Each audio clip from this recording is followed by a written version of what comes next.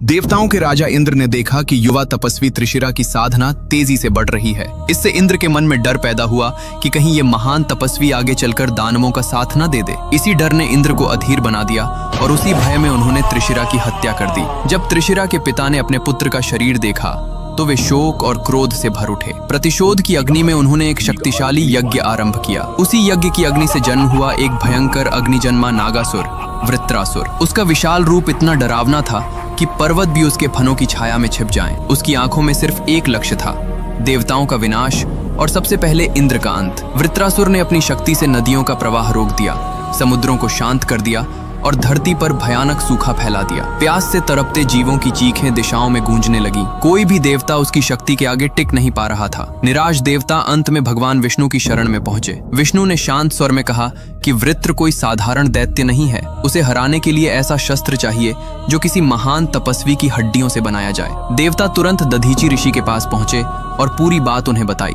दधीची मुस्कुराए और बोले कि यदि उनके शरीर का त्याग संसार की रक्षा कर सकता है तो ये देह रखने का कोई अर्थ नहीं। उन्होंने योग बल से अपने प्राण त्याग दिए।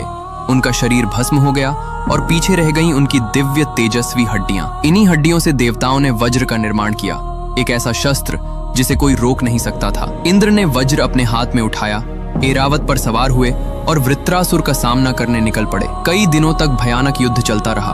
आकाश कांप उठा, दिशाएं हिलने लगीं और ऐसा लगा जैसे सृष्टि डोल रही हो। युद्ध के अंतिम क्षण में इंद्र ने अपनी पूरी शक्ति एकत्र की और दिव्य वज्र को वृत्रासुर की ओर फेंक दिया। वज्र ने उसके कठोर शरीर को चीर दिया और एक गगनभेदी गर्जना के साथ वो विशाल नागासुर धराशायी हो गया। उसके गिरते ही नदियों के रास्ते खुल गए, रुका हुआ जल उमड़ पड़ा, धरती पर फिर जीवन लौट आया और संसार ने राहत की सांस ली।